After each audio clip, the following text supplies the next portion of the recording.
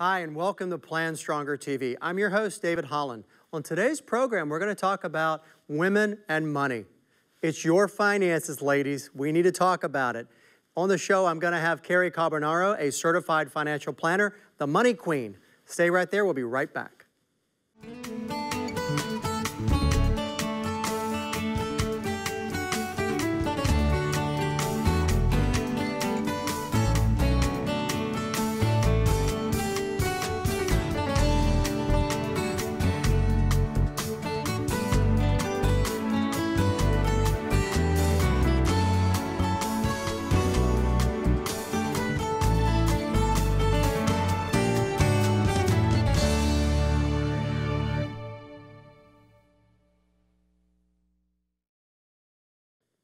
Welcome back, ladies and gentlemen, and especially for women, for you ladies, this program is for you today.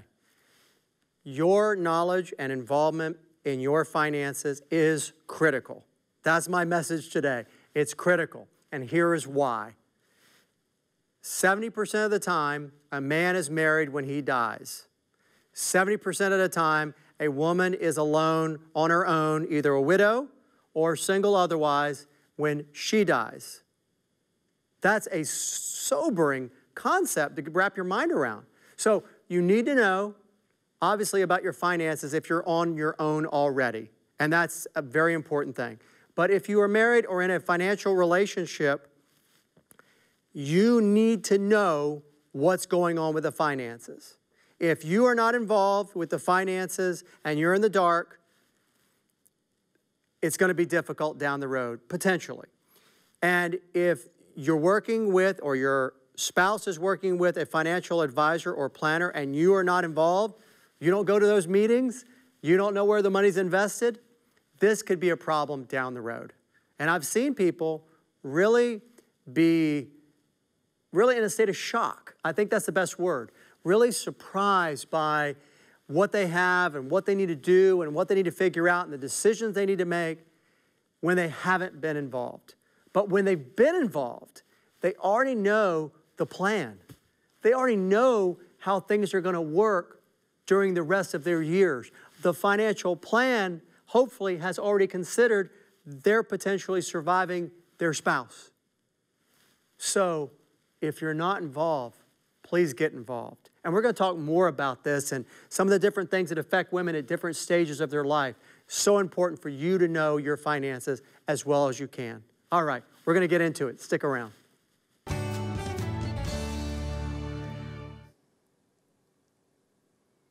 This topic of women and their finances is so important. And so I'm very pleased to tell you, we brought in a pretty big heavy hitter here. Cary Carbonaro is a certified financial planner, and she joins us in the studio here in Daytona Beach. We're going to be talking about finances and women. I'm so glad to have Cary in the studio because she spent 25 years working in the financial profession. She not only is a certified financial planner, but she's also ambassador for the Certified Financial Planner Board of Standards, the CFP group. So very glad to welcome Cary to the program. Welcome, Cary. Thank you. Thank you for having me. Yes, glad to be with you. And I know that you have personally championed women being self-determining, being smart about their finances, being informed about their finances, and I know that people refer to you as the money queen. Yes. And so you're helping women in all the work that you do, your writing, and your opportunities to speak on this subject. So before we dive into this subject really deeply, what would you say to the women listening to this program, our viewers, number one thing they need to be thinking about with their money and their finances? Okay, number one thing for women is that they need to own their own financial future. They cannot rely on somebody else because at one point in their life, they're going to be responsible for it no matter what. Even if life doesn't plan, even if you're not planning on it and you think, I have a great husband, I have a great marriage, you know, I have even my father's going to take care of me. Okay. I've seen in so many different cases where the husband dies. There's one. They get divorced. There's two. The father dies. Three, I mean. So it happens all the time. Or, you know, you come from a family that has money and you know you're going to get an inheritance and then that doesn't happen. So it's so many things where women think that somebody else is going to take care of it for them and then they're responsible for it. And it's heartbreaking because they just didn't expect it. Yeah. And they didn't think that they had to know it. And they didn't think that they needed to know money and math and personal finance. And, you know, I think that women growing up for all these years were not taught, this is my responsibility. And guess what? It is. It is. And this time is now to get this right. And so that's why we're talking about this very important subject Right. with Cary. So the thing that really strikes me is that there are differences between men and women's involvement in money. But when we start, I want to get into that, but before we do, for women specifically, when we look at women and we look at their different phases of life, you know, I know you wrote about this recently. I follow Cary's work, and at 20 and 30 and 40, 50, 60, at those different stages of life, and of course those are kind of arbitrary dates, but still there are different times in your life where what women should be focusing on is different, right? Right, right, exactly. So, you know, I mean, we have all the different, we go through the same stages as men of, you know, getting married, being independent, getting divorced, maybe widowed, maybe empty nesters, going back to career, starting our career, whatever, all different things, but we look at it and approach it from a different perspective, depending on where we are in our lives, right? So I'm just going to talk about decades in general because decades are at least a way to focus on what you should be doing, and if you didn't do it in that decade, you can go back and revisit it. Okay, so how about at 20? So, sure. So at 20, it's your first step at independence. Okay. Financial independence. You're either moving out on your own, you're starting your first job, you're maybe starting your first 401k, you're doing your first budget, you're paying off your student loans. Okay. So it's a kind of a combination of all of the firsts. You know, focusing on your credit score, making sure you know what your credit score is, making sure you know what's coming in and going out each month, making sure you can afford where you live, you know, buying your first car or leasing your first car, contributing to your first 401k, which is incredibly important. Wow. And you know what I say, women or anybody who says to me in their 20s that they can't afford to save for their 401k, I want to shake their neck and I say, you can't afford not to save for your 401k. Right, There's no reason that you cannot afford. They have no idea the obligations they're going to have later, right? Yes. So and when you're in your 20s, it is the most amazing time because you have time on your side. Yeah. You have from 20 to 60 to save and all that 40 years of compounding. So it is the most amazing time because you have time on your side in your 20s. So you have to do all of that great stuff is all your foundations for your life start in your 20s. So if you make right decisions and good decisions in your 20s, it's going to affect you for the rest of your life. It's really going to serve as that first stage of the rocket that's going to propel you further. You're going to get higher, and it makes the later stages easier, right? Yes, yes. Yeah, and I know that the people that say, well, golly, there's so many competing things. I'm just starting out. Hey, I just got out of college. I've just got my first job. Give me a break, Cary. Give me a break. Right. Yeah. And no break. No break, no break, no break. You have to save for college now when you're 21 years old because that little tiny bit that you put away, I always say it's the compounding interest is, you know, the eighth wonder of the world. Right. So those little pennies turn into dollars, turn into thousands of dollars, turn into hundreds of thousands of dollars. So that little tiny bit you put away in your 20s is going to be worth, you know, a lot of money when you get older. And the trick for our viewers is that not only compound interest, but those dollars that you put in your 20s, they sit there the longest. Yes. They're in the back of the cabinet. They're just sitting back there, and they're growing and working.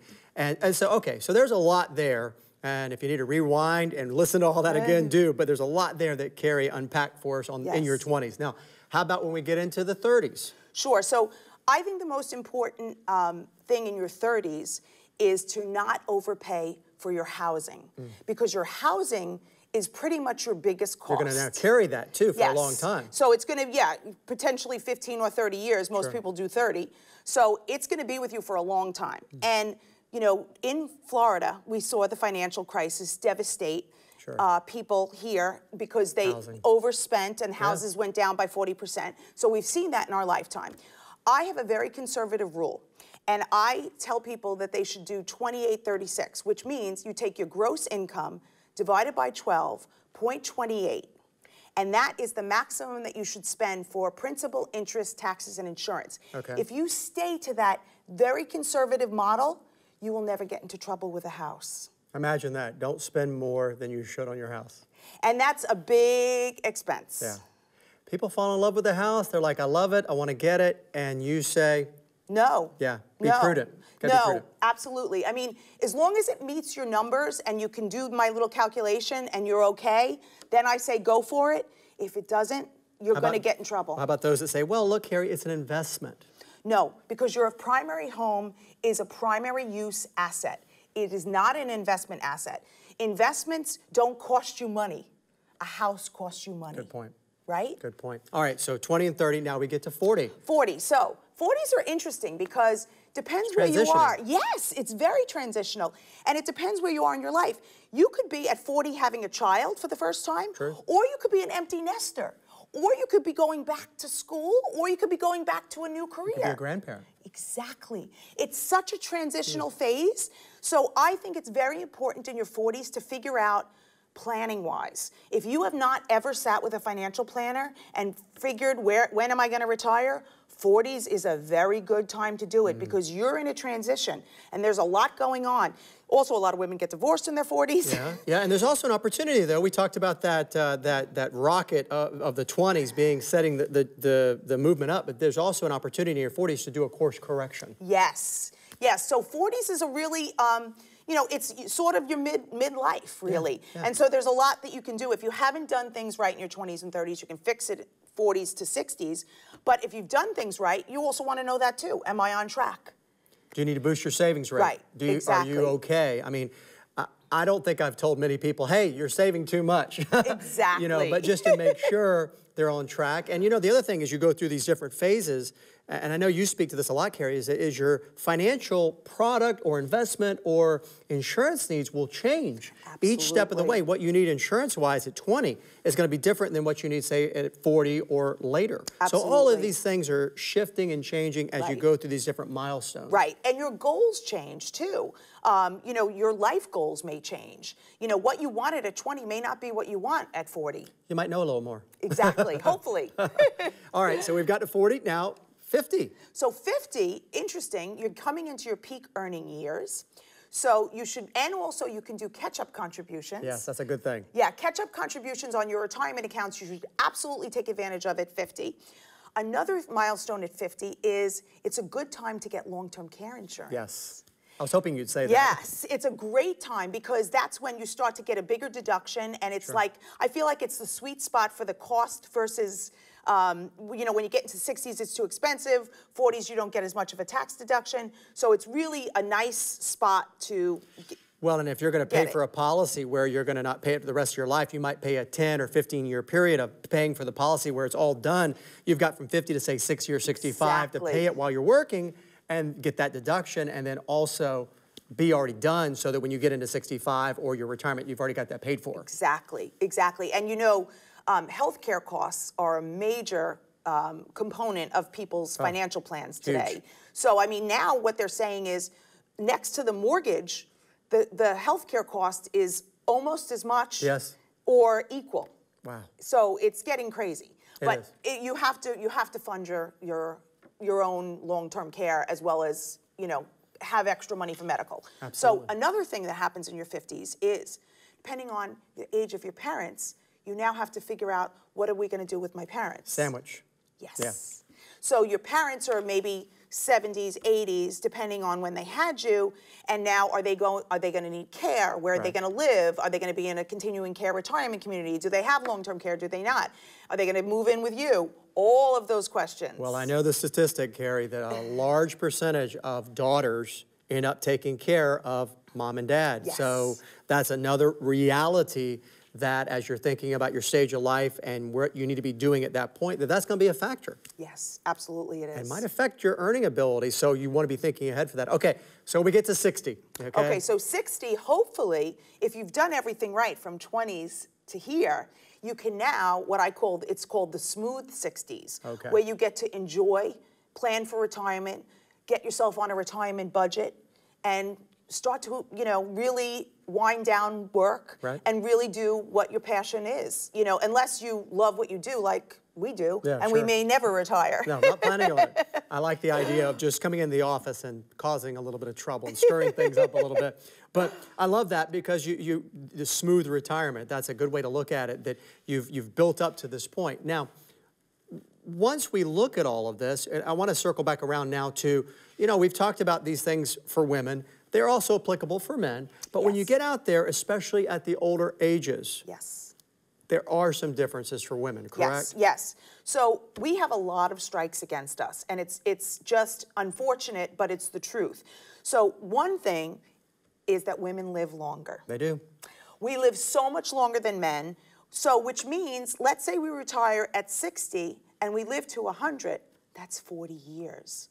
We just worked for 40 years, or maybe less, which means we now have to fund a lifetime of retirement, almost potentially longer than when we worked. So that's massive because of our lifespan. And you may not have a spouse during that whole retirement. Right. In fact, I tell men sometimes when I'm meeting with them that you are a temporary custodian. You're a passenger in this car, and you're going to be getting out probably before your wife is. So they need to think about that in terms of their finances. So that's one thing. So live longer. Second thing is we make less because of the pay-wage gap. So we have that strike against us. Third thing is that we leave the workforce because we're caregivers, either having taking care of the parents, or having children. So we're not in the workforce as much. Number 4, we have lower Social Security because we're not in the workforce as long, and we don't have the history. 5 this is our 5th strike. We retire with 2/3 less than men, and 6th. I know, it just keeps getting worse. And 6th is we don't invest as much in the market because we are fearful of the stock market swings. So we will invest in fixed income or bonds more than the higher yielding, higher returning stocks. So that's a lot of factors. And that's 6 strikes if you were counting. That's a lot. So what do you say to women who say, I'm not sure what to do? And I know we could spend a whole show just talking about it, but final thoughts on what's the first step if that's where they are? Let's say they're retired and they're looking out into the future and going, okay, this is what I've got. I've got Social Security. My husband's got Social Security. We have these finances. What do you say? Okay, in that step, my most important step, and it's always my most important step, is the budget. What's coming in and what's going out every single month, and you better make sure it's less than what you make or what's coming in. If you can spend less than what you make wherever you are, 20s, 30s, 40s, 50s, 60s, that's where you'll have the financial freedom. And you will not be kept up at night with debt and nightmares and I'm going to outlive my money. If you can stay within budget or a budget and you're good at it, you're going to be fine. And then you just have to figure out how to do that. It's funny because I've never told my clients, don't spend on X. I just say spend less than what you got. Just whatever the number is, just make sure it's lower. And the reality is, at some point, as you cited the statistic very well, Cary, that at some point the woman is likely to be by herself, outlived her husband, and you know what that means. There's going to be less income, be it a pension or be it reduction in Social Security. Even if she takes his because it's higher, she's still going to not get hers. Lose hers, exactly. So you got to, I like that. It's pretty straightforward. Spend less than what comes in and make sure that the money's going to last as long as you do. Right. And remember, if you're keeping money in cash, because I have a lot of female cash hoarders, you're barely keeping pace with inflation. Because inflation's going up, you're getting pennies of interest, you're paying taxes on those pennies of interest. You know what? If you've got that 40 years to fund, cash is not going to do it for you. Well, need an overall financial plan if you haven't gotten the message, ladies and gentlemen. Cary, I love that you came in and spent time with us in the studio, Cary Carbonaro. If you'd like more information about Cary's work, she writes, she blogs, she's a champion for our industry. You can go to PlanStrongerTV. A lot of good information and links to her website. Thank you so much for being with us, Cary. You're so welcome for having me. Thank you. All right, it's time for viewer questions. And I got to tell you, I'm very excited about both of these questions I'm going to share with you. And they're a little long, so I'm going to read them to you. And here's the first one. First one comes from Roger. What happens to the dividends paid on stocks held in mutual funds? Are they kept by the fund or used to buy more stocks in that company? This is a huge amount of money going somewhere. Could you please explain where all that money goes? Great question, Roger. I will be happy to explain. First of all, when you have a mutual fund, it's going to hold either stocks or bonds. There are a few other types of instruments or types of investments that mutual funds hold, but most mutual funds are comprised of either stocks or bonds. So if the stock is a dividend-paying stock, the mutual fund is the owner of that stock. Now, you own part of the mutual fund. So you're a shareholder, actually, of the mutual fund. You don't directly own the stock held by the mutual fund. And as most people know, the mutual fund may buy and sell those stocks from time to time. That's part of their job, is to get you the best stocks that they think for the objectives of the fund. Now, if the objective of the mutual fund is to have dividends, is to invest in stocks that pay a dividend, then of course, there's going to be dividends paid into the mutual fund from all the stocks that it owns.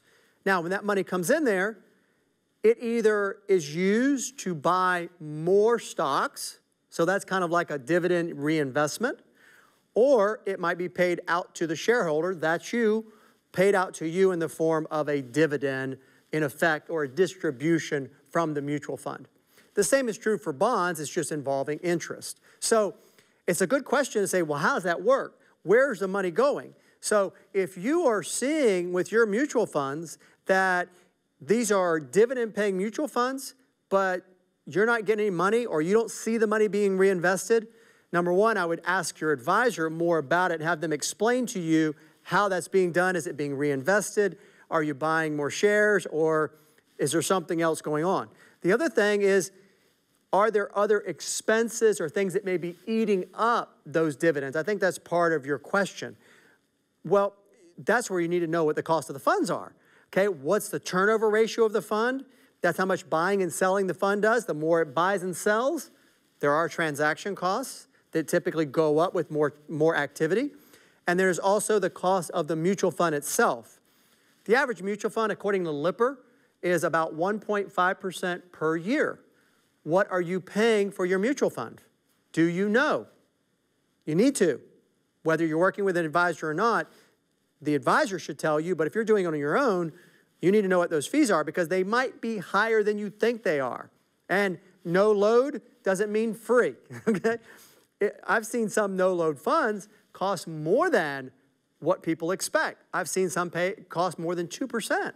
So know what the costs are. So know how your dividends are treated, know how the fees are collected, and that will help you have a better idea of where the money goes within a fund. Now, the second question, which is also very good, this one is one that actually I've received several times in the recent weeks. And the question is, and it's also a longer question, but it's important. Let me read it to you.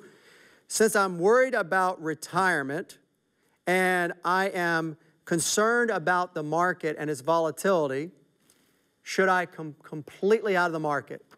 Good question. Let me reframe it a little bit. So you have all your money in the market, or a lot of it, and you're worried about volatility, you're close to retirement or already in retirement, should you pull all the money out and go to cash? The short answer is no, but you definitely need to reevaluate for your particular situation how much of your money should be at risk and not at risk. How much of your money should be still working and growing and in the market, which means, though, that it can go down in value. That's the key part. Money in the market, you've got to always remember and expect that it's going to go down in value at some point. And don't try to time it, trying to say, well, it's going down, I'll pull my money out now. That's a very tricky and dangerous game to play.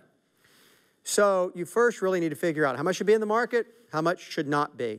That really should drive the decisions we make about being in the market, as opposed to responding or trying to anticipate quote-unquote market conditions, or, hey, the stock market seems a little volatile right now. I'll go to cash and then I'm going to go back in later. If you can do that consistently, you can have my office. I'll work for you. That's very difficult to do. So I want you to think about those things and apply them. Now, if you've got a question for me, email your question to questions@PlanStrongerTV.com, and I'll be happy to answer them on the program. If you just like general information about the program, go to PlanStrongerTV.com. If you have enjoyed the program, I appreciate your feedback. You can shoot me also an email to that same website and just give us a little feedback. Thanks for joining me today.